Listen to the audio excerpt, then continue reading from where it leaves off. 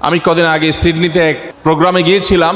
এক বাংলাদেশি ভাই আমাদের, তিনি তার সন্তানের কথা বলতে গিয়ে চোখের পানি ছলছল করে তিনি বলছিলেন যে ভাই, ছোটবেলা থেকে নিজে কোলে পিঠে করে সন্তানকে মানুষ করেছি, এখন আমারই মেয়ে বাসা থেকে বের হয়ে চলে গেছে, সে তার মতো করে থাকে, আমাদের বাসায় আসে না, কারণ এই সমাজ তাকে সে রাইট দিয়েছে যে সন্তান 18 বছর হওয়ার পর তার যা খুশি তা করবে। এমনকি 18 বছর হওয়ার দরকার না, ছোট থাকলেও সন্তানকে কিছু বলা যাবে না, বললে সন্তান পুলিশ কল করে বাপ মাকে ধরাই দিতে পারবে, এটা তার রাইট।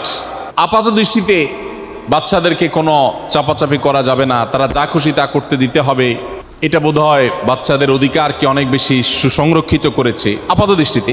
তো ভাই তার দুঃখ গাঁথা বলছিলেন, বলতে বলতে একটা পর্যায়ে আমি তাকে থামিয়ে বললাম, আচ্ছা, সে যে চলে গেছে, ছোটবেলা থেকে যে মাটা তাকে কোলেপিঠে করে মানুষ করেছে, বাংলাদেশি বংশোদ্ভূত একটা বাচ্চা, তো সে তার সেই ছোটবেলার সেই স্মৃতিগুলোকে তার মনে পড়ে না?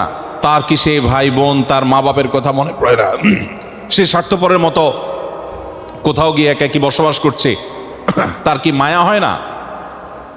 আমি কৌতূহলী হয়ে ভাইকে জিজ্ঞেস করলাম, এখানে তো মানুষ অনেক মানবিক হয়, আমাদের দেশে আমরা যারা আছি বেশিরভাগ মানুষই গরিব দেশ, অভাব অনটনের মধ্যে থাকি, আমরা স্বার্থপরের মতো হয়ে যাই, আমরা পাষণ্ড হয়ে যাই, এখানে তো অনেক মানবিক মানুষ আমি জানি।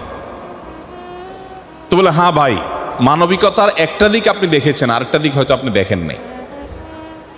তাই আমি বললাম, কিরকম? তো উনি বললেন যে দেখেন, আমার সন্তান তার গালে যখন কুকুর জিহ্বা দিয়ে চাটে তখন সে এটাকে খুব এনজয় করে। একটা প্রাণী, সে অ্যানিমেলকে অনেক ভালোবাসে, তার ভিতরে পশু পাখির প্রতি অনেক মায়া দয়া, সে ওইভাবে ওই কালচারে বেড়ে উঠেছে এবং ওই শিক্ষা পেয়েছে এবং সে এটাকে অনেক এনজয় করে, এটাকে অনেক ভালোভাবে নেয়।